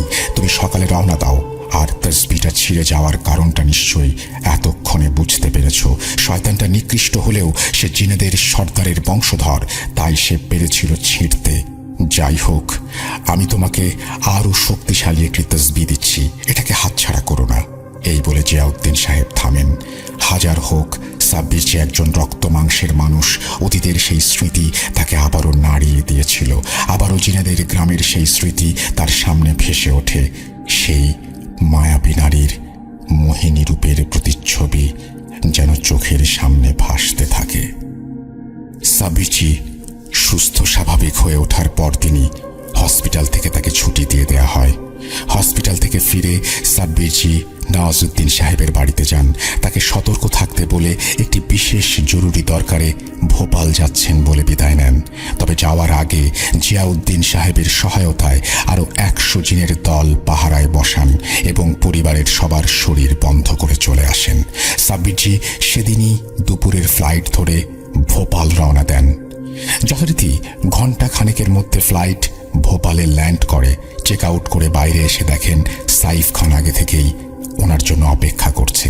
আচ্ছা, সাইফ খানকে তো আপনারা চেনেন, ওই যে ভোপালে থাকার সময় সাব্বিরজির একমাত্র সহধর্মী বন্ধু, যে কিনা সাব্বিরজিকে বারবার বারণ করেছিল জিনেদের গ্রামে সেই ভয়ঙ্কর জঙ্গলে যেতে না। এমনকি মধ্যযুগের শিল্পকলায় ভূষিত একটি অসম্ভব সুন্দর দরজা, যার চৌকাঠের কারুকার্য দেখলে যে কেউ বিমোহিত হবেই, সেটা খুলতে মানা করেছিল। যাক, সেসব কথা। সাব্বিরজি যে এত বছর পর ভোপালে এসেছেন আবারও সেখানে যাওয়ার জন্য, তা শুনে সাইফ প্রথমে বাধা দিলেও সাব্বিরজিকে আটকাতে পারেননি। এদিকে সাব্বিরজি গতবারের মতো সব কথা খুলে সাইফকে বলেননি।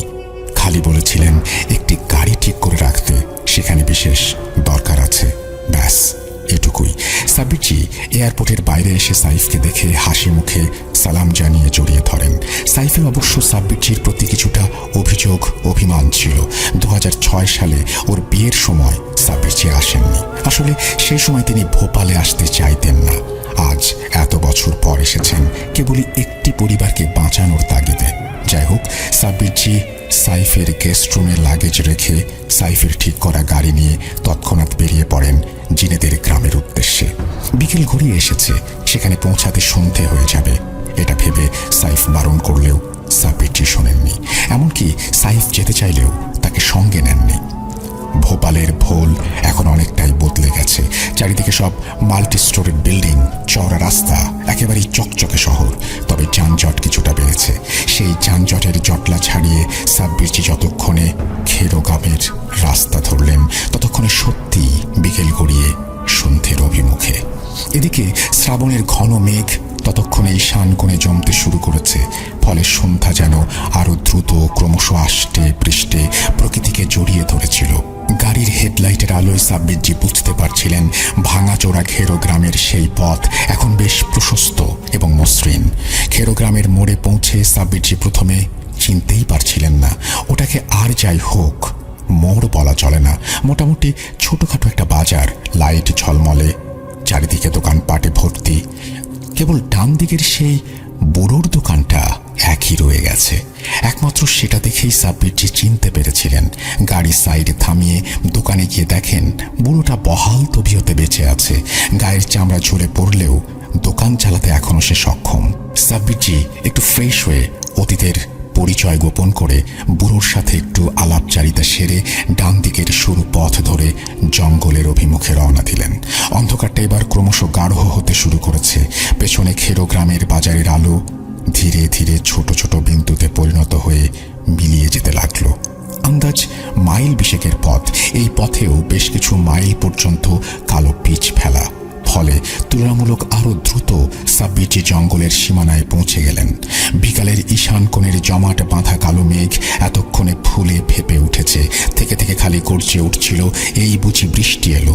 জিয়াউদ্দিন সাহেব আগেই সতর্ক করে রেখেছিলেন শয়তান মকরান তার পিছু নেবেই। তাই সাব্বিরজি জিয়াউদ্দিন সাহেবের কথা মতো একটি বিশেষ সূরা পাঠ করে ওনার একদল পাহারাদার জিনকে স্মরণ করে জঙ্গলের মধ্যে গাড়ি ঢোকালেন। জঙ্গলের রাস্তায় প্রবেশ করা মাত্রই পরিস্থিতি হঠাৎ কেমন যেন পাল্টে যায়। এতক্ষণে গর্জে ওঠা মেঘ ফেটে গিয়ে প্রবল বৃষ্টি শুরু হয়। এরই মাঝে মিনিট 10 যাওয়ার পর সাব্বিরজি খেয়াল করলেন বৃষ্টির মধ্যেও পেছনে প্রবল বেগে গাছপালাগুলো তোলপাড় করে একটি বিকট গর্জন ক্রমশ তাকে গিলে খেতে আসছে।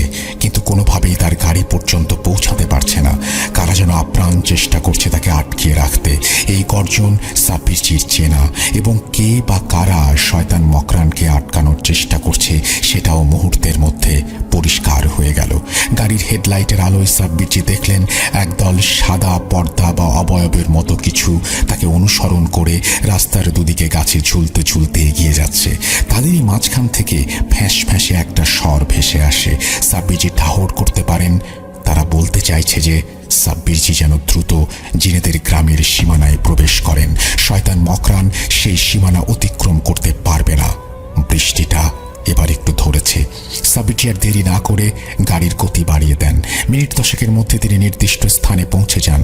পেছনের গর্জনটা হঠাৎই থেমে যায়। সাব্বিরজির সামনে তখন সেই বিশালাকার মহল বা গড়। যদিও একে গড় বা মহল বলাটা এক প্রকার ব্যঙ্গাত্মক রূপ। চারিদিকে শুধুই ধ্বংসাবশেষ। উন্মুক্ত ফুটো ছাদের কড়িগুলো যেন আকাশে গিয়ে মিশেছে। তারই মাঝে হেডলাইটের আলোয় চকচক করে ওঠে সেই প্রকাণ্ড দরজাটা। সেই সঙ্গে সাব্বিরজির মনের ভেতর অতীতের স্মৃতি বিজড়িত মায়াবী হাসি ও মন মোহিনী রূপের ঝলক নাড়া দিয়ে যায়। কিন্তু সেই মুহূর্তে না স্মৃতিচারণ করার সময় ছিল, না অনুতাপ করার মতো পরিস্থিতি। একটি নিষ্পাপ প্রাণ নিয়ে টানাটানি যে তখনও ভূমিষ্ঠ হয়নি। সাব্বিরজি আর দেরি না করে পূর্বের মতো চৌকাঠে আতর ও গোলাপ রেখে অদৃশ্যে সালাম জানিয়ে বিশেষ সূরাটি পাঠ করতে থাকেন। কয়েক মুহূর্ত পর পূর্বের ন্যায় একইভাবে পরিচিত বিশেষ সুঘ্রাণ সাব্বিরজিকে আবারও ঘোরের মধ্যে ফেলে দেয়। কান ঘেঁষে আবারও যেন মেয়েটির অপূর্ব হাসির কলরব ছুটে যায়, যা তার মনকে প্রভাবিত করতে চাইছিল। হুঁশটা ফিরে হঠাৎই আকাশ বাতাস কাঁপিয়ে বিকট শব্দে দরজাটি খোলার আওয়াজ। দরজাটি খোলা মাত্র বরাবরের মতো একটি তীব্র নীলাভ আলোর ছটা অন্ধকারের বুক চিরে বেরিয়ে আসে। আলোর তীব্রতা এতটাই ছিল যে সাব্বিরজির চোখ ধাঁধিয়ে যায়। তিনি কিছুই দেখতে পাচ্ছিলেন না। মন্ত্রমুগ্ধের মতো হতবুদ্ধি অবস্থায় দাঁড়িয়েছিলেন। খানিক বাদে সেই তীব্র আলোক রশ্মির ভেতর থেকে জিনেদের সর্দারের দৃঢ় ফ্যাঁস ফ্যাঁসে রাশভারী কণ্ঠস্বর ভেসে আসে। ওয়ালাইকুম আসসালাম ওয়া রাহমাতুল্লাহি ওয়া বারাকাতুহু। কেমন আছো আল্লাহর নেক বান্দা? তোমার পথ প্রদর্শক সহচর জিয়াউদ্দিন সাহেবের মারফত জানতে পেরেছি শয়তান মকরান কি নিকৃষ্ট কাজ করতে চলেছে। আল্লাহর দরবারে হয়তো দেরি হতে পারে, কিন্তু তিনি কখনো গুনাহকে প্রশ্রয় দেন না। ইনশাল্লাহ ইনসাফ মিলবেই। মকরান আমাদেরই বংশধর, কিন্তু বরাবরই শয়তান ইবলিসের দাসত্ব করত, মানুষের ক্ষতি করার চেষ্টা করত এবং সারাক্ষণ শিরক কাজ করত। আমরা ওর নাপাক কাজের জন্য অতিষ্ঠ হয়ে উঠেছিলাম। শেষে আজ থেকে বহু বছর পূর্বে সে নিজে থেকেই আমাদের গ্রাম ছেড়ে চলে যায়। তারপর থেকে আমরা ওর সাথে কোনো যোগাযোগ করিনি, কিন্তু এবার সময় এসে গেছে ওকে দমন করার। আমি তোমাকে কিছু তদবির বলে দিচ্ছি এবং একটি বোতল সহ বিশেষ সূরা লেখা একটি কাপড় দিচ্ছি এবং একটি বিশেষ সূরা বলছি, সেটা পাঠ করতে করতে বোতল খুলবে। এরপর মকরান বোতলবন্দি হলে সূরা লেখা কাপড় জড়িয়ে যত তাড়াতাড়ি সম্ভব এখানে এসে চৌকাঠের ওপর রেখে যাবে। বাকি তদবিরগুলো কিভাবে আমলে আনতে হবে সেটা তোমার সহচরী জিন বলে দেবেন।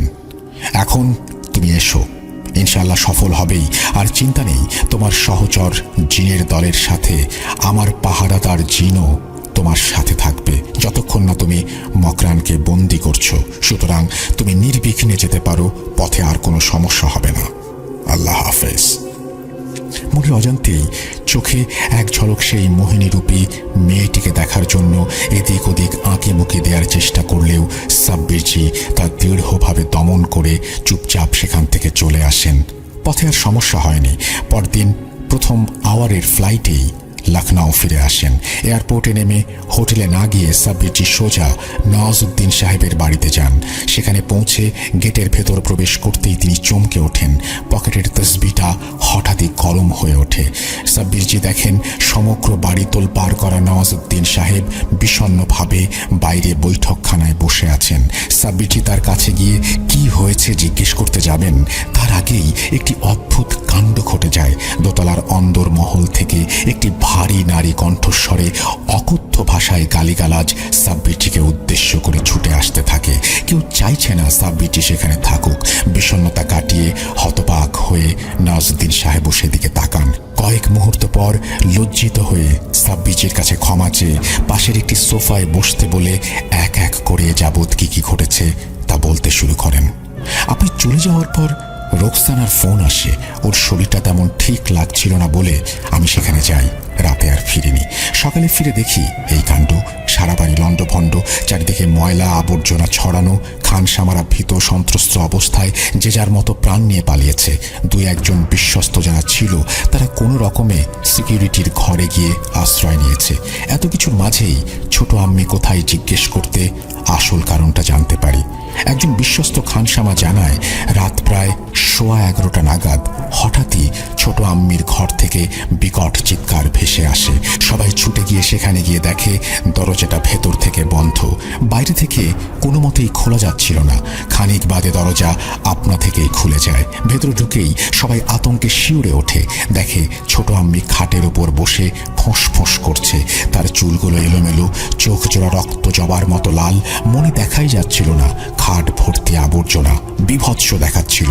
আর সেই রূপ দেখে সবাই আতঙ্কে যার মতো ছুটে পালাতে যাবে, ঠিক সেই সময় বাড়ির সমস্ত আসবাবপত্র শূন্যে আকাশে ভেসে ওঠে ধপধপ করে, তারপর নিচে পড়ে চুরমার হয়ে যায়। সেই সঙ্গে বৈঠকখানার খোলা ছাদ থেকে নাকি ময়লা আবর্জনা ছুটে আসতে থাকে ঘরের ভেতর।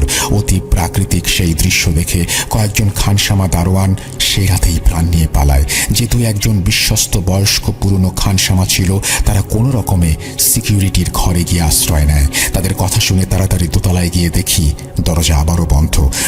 ধাক্কির পরেও কোনো মতেই ছোট আম্মি দরজা খুলছিলেন না। শেষে হতাশ হয়ে এখানে এসে বসেছি।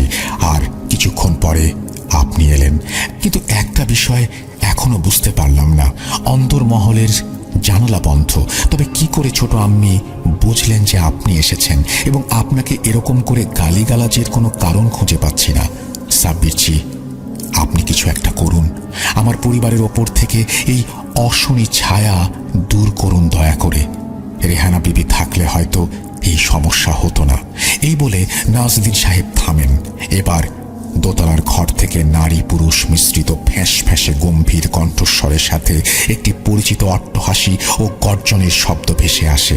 ঠিক তারপর মুহূর্তেই আকাশ বাতাস কাঁপিয়ে আরও একটি পরিচিত গর্জন সমস্ত বাড়িটাকে যেন কাঁপিয়ে দিল। সাব্বিরজি তাকে ভালো করে চেনেন।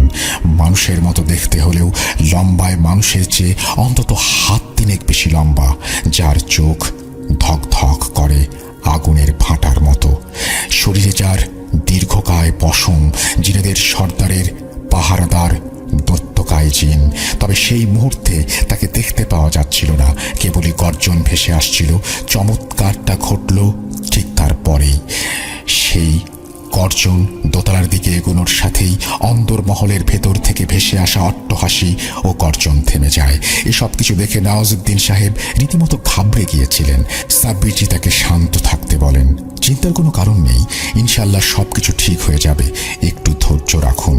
আমি এখন আসছি, মাগরিবের আজানের পর আবার আসব এবং ইনশাল্লাহ যা তদবির করার করব, কিন্তু তার আগে কেউ যেন ফাতেমা বিবিকে ঘর থেকে বাইরে বের না করে। আর বাড়িতে নিশ্চয়ই আবে জমজমের পানি আছে, খানসামাদের বলবেন বাড়ি পরিষ্কার করে সেই পানি ছিটিয়ে দিতে। এই বলে সাব্বিরজি সেখান থেকে চলে যান। হোটেল ঢুকে ফ্রেশ হয়ে ড্রয়িং রুমে আসতেই দেখেন জিয়াউদ্দিন সাহেব চিন্তাগ্রস্ত অবস্থায় জানালার পাশে দাঁড়িয়ে। সাব্বিরজি তাকে সালাম জানিয়ে নওয়াজউদ্দিন সাহেবের বাড়িতে ঘটে যাওয়া সমস্ত ঘটনা খুলে বলেন এবং জিনেদের সর্দার কি কি দিয়েছেন বা কি কি তদবির সম্পর্কে জানিয়েছেন জিয়াউদ্দিন সাহেবকে সেটাও জানান। এরপর ফাতেমা বিবির বিষয়টা জানাতে চাইলে জিয়াউদ্দিন সাহেব একটা দীর্ঘশ্বাস ফেলে গম্ভীর সুরে বলতে শুরু করেন, আমি জানি কি ঘটেছে এবং এও জানি কি করে শয়তান মকরান জিন নওয়াজউদ্দিন সাহেবের বাড়িতে প্রবেশ করেছে। এখন আর খুলে বলার কোনো প্রয়োজন নেই, তুমি নিশ্চয়ই বুঝে গেছো। যাই হোক, কিভাবে কি হয়েছে তা পরে জানাচ্ছি। তদবিরের মধ্যে আগে যেটা করতে হবে, তুমি ইমাম সাহেবকে এক্ষুনি খবর দাও, তিনি যেন আসরের নামাজের পর আজান দিতে পারবে এমন 7 জন মানুষকে নিয়ে নওয়াজউদ্দিন সাহেবের বাড়িতে গিয়ে বাইরের বৈঠকখানার চারিদিকে দাঁড়িয়ে সূরা ইয়াসিন পাঠ করে প্রস্তুত থাকে। ঠিক মাগরিবের আজানের সময় থেকে তারা যেন আজান দেয়া শুরু করে। মনে রেখো, যতক্ষণ না কার্য সিদ্ধ হচ্ছে আজান যেন বন্ধ না হয়। নওয়াজউদ্দিন সাহেবকে জানিয়ে দিও তার বোন জামাইও যেন উপস্থিত থাকে আর ফাতেমা বিবিকে যেন দোতলার ঘরে আটকে রাখা হয়। চিন্তা নেই, আজমগড়ে আমি আরও 100 জিনের দল পাহারার জন্য প্রস্তুত করেছি, যাতে ওখানে কিছু না ঘটে। তুমি মাগরিবের পর সেখানে গিয়ে প্রথমে সমগ্র বাড়ির ভেতর একটি বিশেষ আতর ছড়াবে, তারপর বৈঠকখানার ঠিক মাঝখানে এসে সূরা ফালাক আর নাস পড়ে একটি গণ্ডি কেটে তার মধ্যে নওয়াজউদ্দিন সাহেব এবং তার ছোট বোন জামাইকে ভেতরে দাঁড়াতে বলবে। এরপর জিনেদের সর্দারের দেয়া বিশেষ বোতল ও সুলেখা কাপড়টি প্রস্তুত করবে এবং সর্দারের শেখানো সেই বিশেষ সূরাটি পাঠ করতে থাকবে। ওহ, একটা কথা বলতে ভুলে গেছি, বোতলের মধ্যে ফাতেমা বিবির কাপড়ের এক টুকরো অংশ রেখে দিও কিন্তু। ব্যাস, আল্লাহর নাম করে কাজটা শেষ করতে পারলেই শয়তানটা বন্দী হবে ইনশাল্লাহ। আর কিছু গড়বড় হতে গেলে আমি আছি, ইনশাল্লাহ শয়তান মকরানকে আমরা বন্দী করতে পারবই। এই বলে জিয়াউদ্দিন সাহেব চলে যাওয়ার পর সাব্বিরজি ইমাম সাহেবকে ফোন করে সমস্ত বিষয়টা বুঝিয়ে দেন। উত্তরে ইমাম সাহেব জানান যে ইনশাল্লাহ আসরের নামাজের পর উনি এবং ওনার দলবল নওয়াজউদ্দিন সাহেবের বাড়িতে পৌঁছে যাবেন। ইমাম সাহেবের ফোনটা কাটার পরেই সাব্বিরজি নওয়াজউদ্দিন সাহেবকে ফোন দেন এবং ইমাম সাহেব যে তার বাড়িতে যাচ্ছেন এবং কি কি করতে হবে তা সবকিছু বুঝিয়ে বলেন। নির্দিষ্ট সময়ে মাগরিবের আজানের পর সাব্বিরজি যতক্ষণে নওয়াজউদ্দিন সাহেবের বাড়িতে পৌঁছালেন ততক্ষণে সন্ধ্যা লখনউয়ের ঝিলমিলে আলোয় ডুবে মুশকুল হয়ে গেছে। গেটের ভেতর প্রবেশ করতেই দেখেন ইমাম সাহেব যথারীতি তার 7 জন সঙ্গীকে নিয়ে সাব্বিরজির কথা মতো বৈঠকখানার চারিদিকে পশ্চিম দিকে মুখ করে দাঁড়িয়ে সূরা পাঠ করে যাচ্ছেন। দেখলেন ফারহান সাহেবও এসেছেন। তা নিয়ে অবশ্য সাব্বিরজি একটু উদ্বিগ্ন ছিলেন, কারণ এরকম একটি ভয়ঙ্কর জিনকে বন্দী করার সময় নানা ঘটনা ঘটতে পারে, ফারহান সাহেব খামোখা বিপদের মধ্যে পড়তে পারেন। কিন্তু ফারহান সাহেব জানান, ইমাম সাহেব বলল আজই সেই শয়তান জিনকে আপনি বন্দী করবেন। ঘটনার শুরু থেকেই আপনার সঙ্গে আছি, তাই শেষটা দেখতে মানা করবেন না।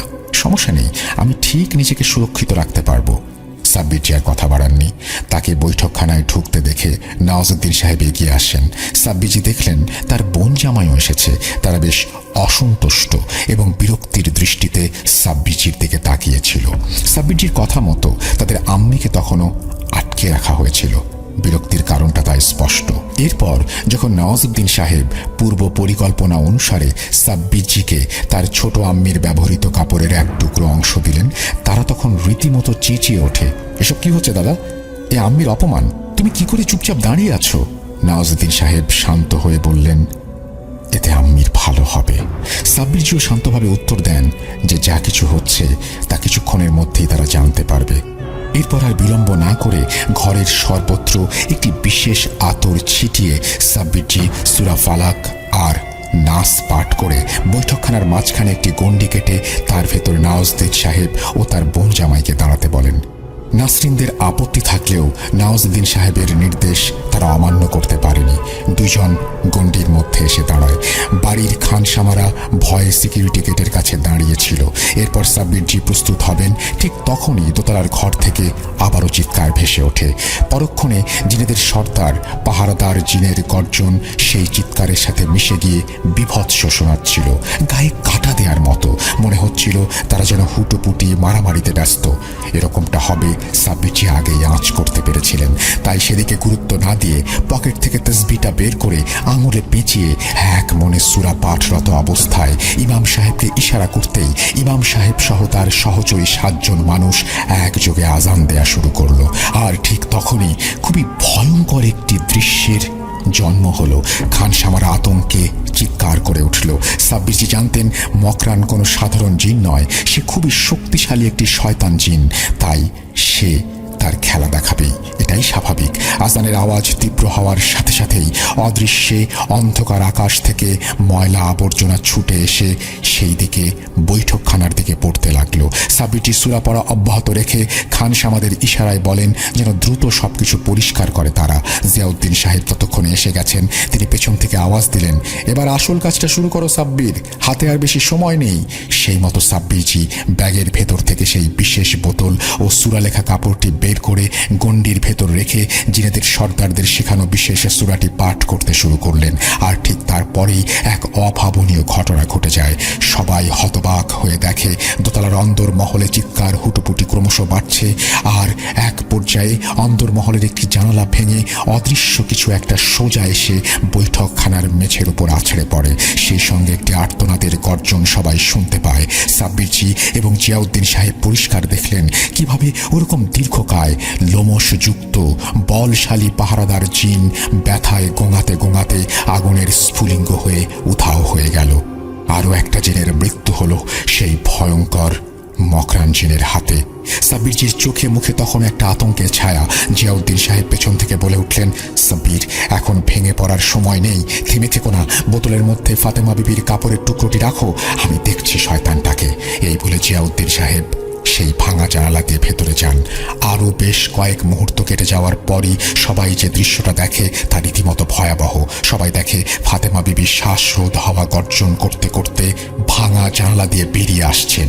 চুলগুলো রুক্ষ শুষ্ক হয়ে উঠছে, চোখের জায়গায় যেন আগুন ছিটকে বেরিয়ে আসছে।